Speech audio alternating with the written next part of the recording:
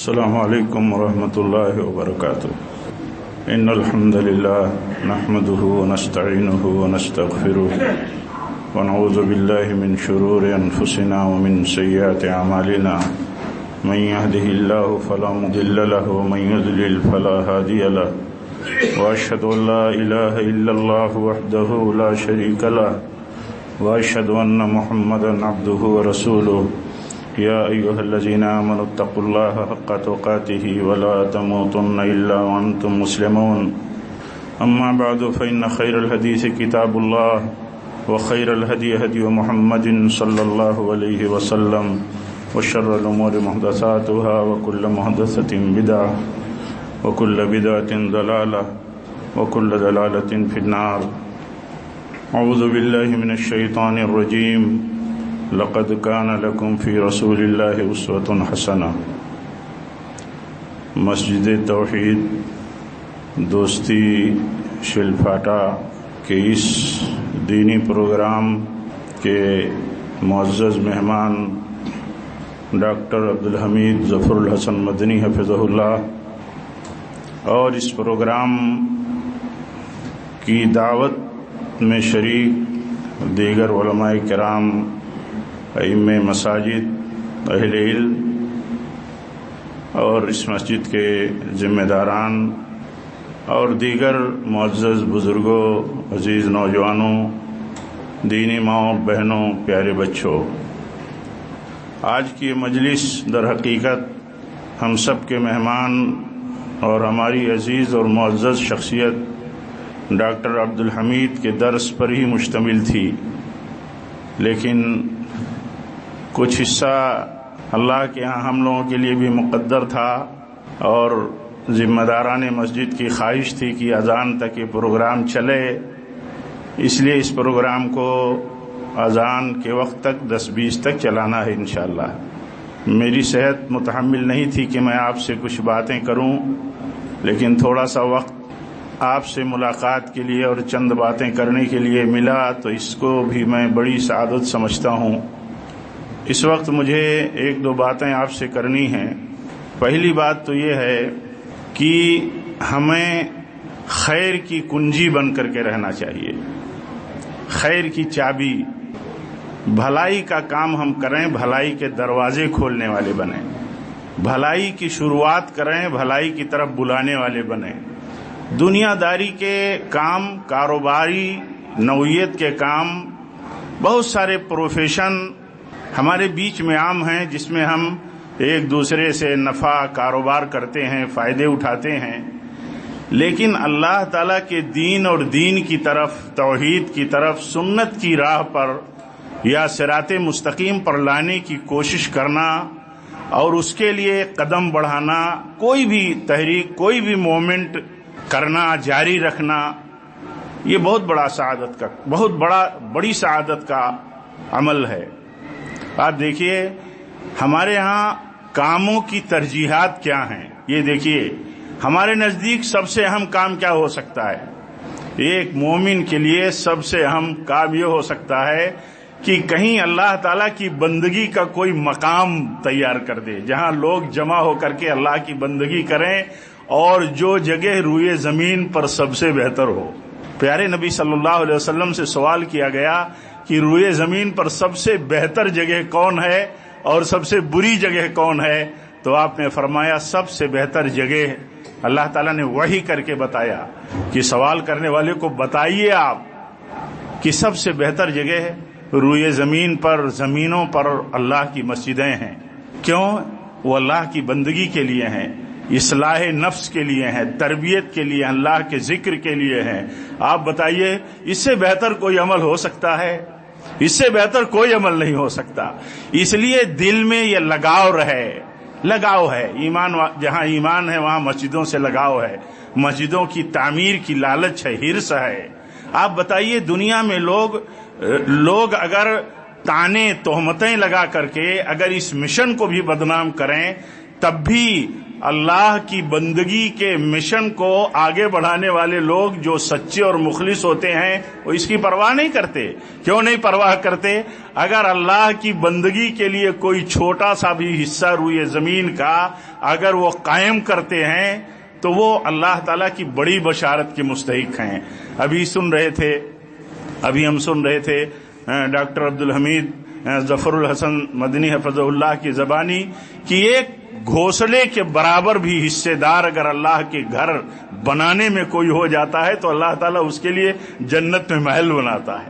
میرے بھائیوں، تو یہ ایک طرح سے نیکی کرنے کے لیے ایک آدمی کام کرتا ہے تو وہ ایک طرح سے کنجی بنتا ہے. پیارے نبی صلی اللہ علیہ وسلم نے بات بیان فرمائی کہ لوگوں میں کچھ لوگ ایسے بھی ہوتے ہیں جو خیر اور بھلائی کی چابی بن جاتے ہیں، کنجی.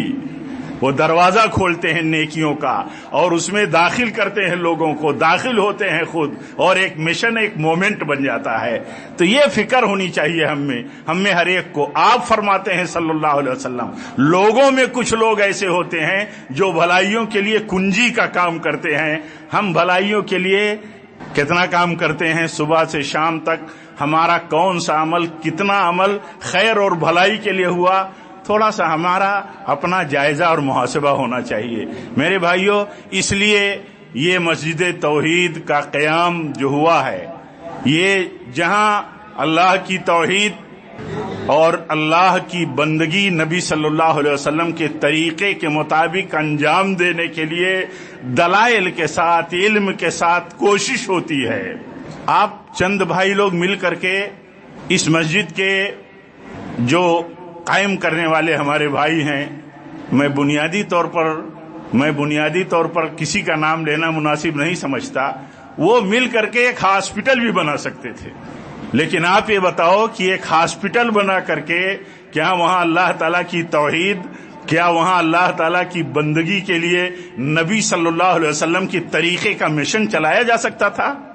اسی لیے اس مشن کا کوئی مقابلہ نہیں ہے، اس مشن کا کوئی مقابلہ نہیں ہے. اور جہاں اللہ تعالیٰ کی بندگی اللہ کے نبی کے طریقے کے مطابق ہو، یعنی خالص بندگی اللہ کی اور خالص طریقہ نبی صلی اللہ علیہ وسلم کا، اس سے بہتر بھی بہت سی جگہیں ہو سکتی ہیں، لیکن اس کے مقابل بھی کوئی جگہ نہیں ہو سکتی جہاں کسی کے ریفرنس اور کسی کے حوالے، کسی کے طریقے اور ریت رواج کے مطابق نہیں، اللہ کی بندگی نبی کے طریقے کے مطابق ہوگی. یہ مشن ہو اور یہ سوچ ہو، یہ بڑی سعادت کی بات ہے. اسی لیے وہ سعادت مند ہیں، ان کے لیے ہم سب کو دعائیں کرنی چاہیے. ہم سب کے دلوں میں بھی رغبت اللہ تعالیٰ دے کہ ہم بھی ایسے لالچ رکھیں کہ ہم بھلائی کا کام کرنے والے بنیں اور بھلائی کی تحریک لوگوں کے اندر پیدا ہو کہ ہر جگہ لوگ اس سوچ کو عام کریں. جہاں دیکھیے ایک امتحان کی مطلب ہم منزل میں ہیں، وہ امتحان کی منزل کیا ہے؟ ہم بہت سارے اختلافات میں گھرے ہوئے ہیں، اور یہ اللہ تعالیٰ نے ہمیں امتحان کے لیے یہ مرحلہ دیا ہے. بہت سارے اختلافات ہیں، اللہ تعالیٰ ہمیں بچا لے، ہمیں نکال لے. غلط بنیادوں پر اگر ہم اختلاف میں مبتلا ہیں تو اللہ تعالیٰ سے ہم سب کو اخلاص سے دعا کرنی چاہیے. نہیں سمجھتے ہیں تو اخلاص سے دعا کرنی چاہیے، سمجھتے ہیں علم، دلیل، بصیرت کے ساتھ تو جمے رہنا چاہیے. پیارے نبی کا طریقہ تھا، آپ صلی اللہ علیہ وسلم تہجد کی نماز شروع کرتے تھے تو اس دعا سے کہ اے اللہ، جن جن چیزوں میں لوگ اختلاف کرتے ہیں عقیدے اور عمل میں، اے اللہ ان میں تو ہمیں صراط مستقیم پہ جمائے رکھ. آپ بتائیے کتنی بڑی بات ہے. ہم سب کو فکر اس کی کرنی چاہیے کہ ہم سب اس کی فکر کریں، اور اختلاف سے بچنے کی سعادت اور اللہ تعالیٰ کی رحمت انہی کو حاصل ہوگی جو اس کی فکر کریں گے. ہدایت اللہ انہیں دے گا، صراط مستقیم کی توفیق اور اس پر جمائے گا اللہ تعالیٰ انہیں جو اس کی فکر کریں گے. جو فکر نہیں کریں گے وہ ریت اور رواج کی راہ پہ چلنے والے ہوں گے، صراط مستقیم پر چلنے کی انہیں توفیق نہیں ہوگی. اور بندہ پابند ہے علم اور دلیل کے ساتھ دین پر چلنے کا، سماج اور رواج پر چلنے کا اسے حکم نہیں دیا گیا. اسے حکم دیا گیا ہے اتبعوا ما انزل الیکم من ربکم، تمہارے رب کی طرف سے جو قانون اور ضابطہ عقیدہ اور طریقہ اترا ہے تمہارے نبی پر تمہیں اس طریقے پر چلنا ہے، تو وہ طریقہ اختیار کرنے کی ضرورت ہے۔ یہ مشن اور اس طرح کے مراکز، ہم یہ مساجد اسی لیے ہیں کہ یہاں لوگوں کو جوڑا جائے صحیح مشن پر اور صحیح طریقے پر۔ اسی لیے ہم سب کو دعا کرنی چاہیے، جن بھائیوں نے بھی جتنا حصہ بٹایا ہے، کوششیں کی ہیں، مالی ایسے جد و جہد فکر کیا ہے، دعائیں کی ہیں، ہمارے دلی لگاؤ ہیں، اللہ تعالی ہم سب کو اس مسجد کے قیام اور اس طرح کی دیگر مسجدوں میں جو بھی حصے داریاں ہیں، مزید اللہ تعالی ہمیں حصے دار بننے کی توفیق دے۔ اللہ تعالی ہم سب کی کوششوں کو قبول فرمائے۔ اور ہم سب میں چند باتوں میں ایک ہی بات خاص طور پر کہنا چاہتا تھا کہ ہم سب کو بھلائی کی کنجی بن کر کے رہنا چاہیے۔ توحید سے بڑی کوئی بھلائی نہیں، بندگی نبی صلی اللہ علیہ وسلم کے مطابق ہو، اس سے بہتر کوئی بھلائی نہیں۔ امت جھگڑوں میں مبتلا ہے، اللہ تعالیٰ امت کو اتحاد کی راہ پر لائے۔ اس کوشش سے بہتر عقیدے کے بعد کوئی کوشش نہیں۔ عقیدہ سکھائیں، بھائی بھائی بنائیں سارے مسلمانوں کو، اور بھائی بھائی بنائیں دین کے نام پر، اسلام کے نام پر، ایمان کے نام پر، جس کی نسبت پر اللہ تعالیٰ نے سارے لوگوں کو کہا یہ سارے ایمان والے بھائی بھائی ہیں۔ یہ مشن چلائیں اور یہ بتائیں کہ دیکھو یہ جھگڑے ہمارے امتحان کے لیے ہیں، کہ کیا ہم جھگڑوں کی وکالت نفس کی بنیاد پر کرتے ہیں کہ دلیل کی بنیاد پر کرتے ہیں۔ اور کسی مسلمان کا اختلاف نہیں ہے، جہاں سنت ہے، جہاں نبی کا طریقہ ہے، اس کی مخالفت کسی عنوان اور کسی بھی نسبت پر کی جا سکتی ہے؟ نہیں کی جا سکتی۔ نبی کی بات آئے، نبی کا طریقہ آ جائے، کسی مسلمان کو اجازت نہیں ہے، نہ حق ہے، نہ اتنی جرات کر سکتا ہے کہ وہ نبی کی مخالفت کرے۔ یہ اصل مشن ہے میرے بھائیوں۔ اس مشن کا مقابلہ کسی ایجوکیشن سیٹ اپ سے، کسی ہیلتھ سیٹ اپ سے آپ نہیں کر سکتے، نہ کرنا چاہیے۔ ہم جتنا بھی کام کر سکتے ہیں خدمت خلق کا، لوگوں کو نفع پہنچانے کا، سارا کام کریں، لیکن مقابلہ نہیں ہے کوئی۔ اللہ کی بندگی کے لیے اللہ کے گھر کے بنانے کا مقابلہ کسی چیز سے نہیں ہے۔ بعض بھائی ہمارے نادانی میں کہتے ہیں کیا مسجدیں ہی بنانے کا کام ہے، اور بھی کچھ کام ہے؟ کہاں مسجدیں آپ نے اتنی بنائی ہاں کہ آپ کی ضرورتیں پوری ہوتی ہوں؟ کہاں مسجدیں آپ نے بنائی؟ ابھی ہمارے بھائی بتا رہے تھے کہ کہا جا رہا ہے کہ باہر چٹائیاں بچھانی پڑے گی، باہر چٹائیاں بچھانی پڑیں گی تب جا کر کے عشاء میں لوگ شامل ہو سکیں گے۔ کہاں مسجدیں ہم نے اتنی بنائی؟ ہاں، اور یہ میں کہنا چاہتا ہوں، مسجد توحید سنت کے مطابق مسجدیں آپ بنانے والے ہیں۔ ہاسپٹل تو کوئی بھی بنا دیتا ہے، تعلیمی ادارے تو کوئی بھی بنا دے گا، جہاں ہم اپنی ضرورت، اپنا علاج، اپنی تعلیم کا نظام ہم جوڑ لیں گے، لیکن مسجد توحید اور مسجد سنت کے مطابق آپ کے سوا کوئی بنانے والا نہیں ہے۔ اس لیے ہم سب کو اس کے لیے دعا کرنی چاہیے، اللہ تعالیٰ سے توفیق مانگنی چاہیے۔ جو لوگ اس کوشش میں حصے دار ہیں ان کے لیے خصوصیت سے دعا کرنی چاہیے کہ اللہ تعالیٰ ان کی اس کوشش کو قبول فرمائے۔ آج اس مسجد توحید میں ہم جہاں بیٹھے ہیں، اس کے قیام میں جن بھائیوں کا جتنا حصہ ہے، اخلاص کے ساتھ اللہ تعالیٰ انہوں نے کام کیا اور وہ کریں، اور ہم سب کو بھی آگے اللہ تعالیٰ توفیق دے، اللہ تعالیٰ ان کی کوششوں کو قبول کریں۔ انہیں بھی خصوصیت سے دعا کرنی چاہیے جنہوں نے مسجد بنائی ہے۔